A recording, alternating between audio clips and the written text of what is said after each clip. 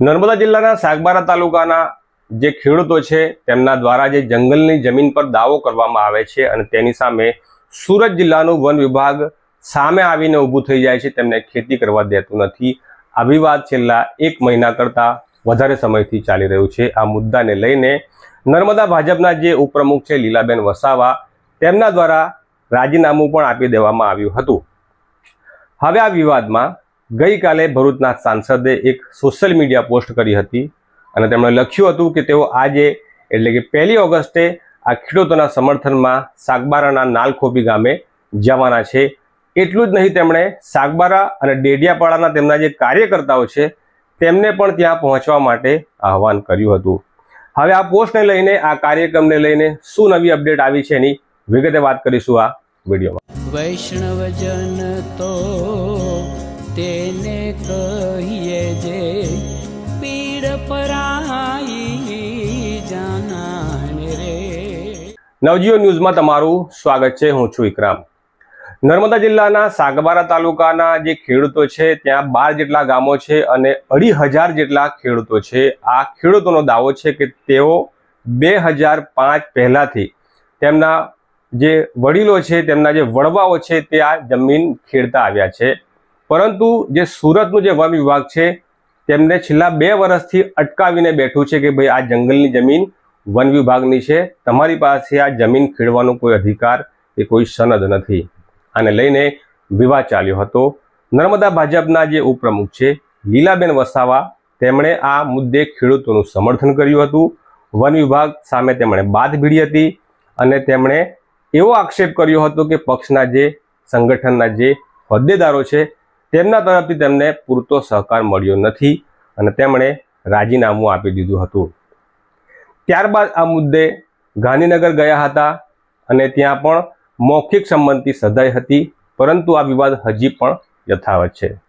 ત્યારે ગઈકાલે ભરૂચના સાંસદ મનસુખ વસાવાએ સોશિયલ મીડિયા તેમના ફેસબુક એકાઉન્ટ ઉપરથી પોસ્ટ કરી હતી અને એમાં લખ્યું હતું કે તેઓ આવતીકાલે 1 ઓગસ્ટે સાગબારાના નાલખોપી ગામે પહોંચશે અને ત્યાં આ જે ખેડૂતો જંગલની જમીનમાં ખેતી કરે છે એ કાર્યક્રમને તેઓ સમર્થન આપવા માટે જવાના છે અને સાગબારા અને ડેડિયાપાડા તાલુકાના કાર્યકર્તાઓને પણ તેમણે આ કાર્યક્રમમાં હાજર રહેવા માટે વિનંતી કરી હતી।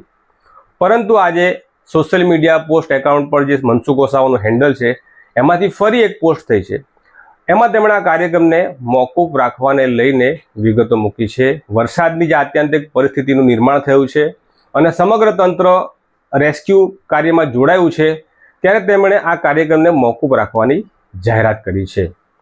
હવે આ મુદ્દાને લઈને વાત કરીએ તો જંગલની જમીન ખેડવાનો મુદ્દો ખૂબ જૂનો છે અને વન વિભાગનું એવું કહેવું છે કે આ જંગલની જમીન અમારી છે, તમારી પાસે કોઈ સનદ નથી। કાયદો એવું કહે છે કે 2005 પહેલાં જે ખેડૂતો જંગલની જમીન ખેડતા હોય તેમને તેમની પાસે જો કોઈ પુરાવા હોય તો તેઓ સરકારમાં રજૂ કરે તો તેના આધારે તેમને સનદ મળી શકે એમ છે।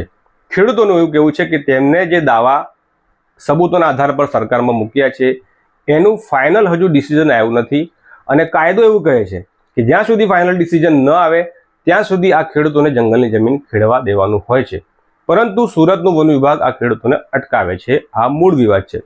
ખેડૂતોનો આક્ષેપ એવો છે કે જે પરિસ્થિતિ નર્મદામાં સાગબારા તાલુકાના જે જંગલ જમીન જે ખેડૂત ખેડે છે એમની પાસે સનદ નથી, એમને અટકાવવામાં આવે છે।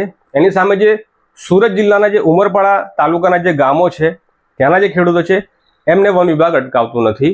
તો આવો ભેદભાવ કેમ? આ પણ એક મુદ્દો છે। ત્યારે સમજો કે આ વિવાદને લઈને હવે મનસુખ વસાવાએ પોતાના હાથમાં આ મુદ્દો લીધો છે સુલઝાવવા માટે, પરંતુ આ મુદ્દો સુલઝવાને બદલે વધારે ને વધારે ગૂંચવાઈ રહ્યો છે।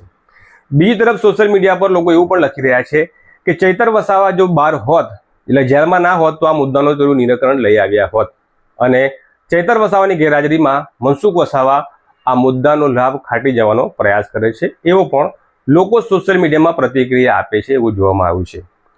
તો આ હતા અત્યાર સુધીના સમાચાર। વધુ ન્યૂઝ અને અપડેટ માટે અમારી સાથે જોડાયેલા રહેજો।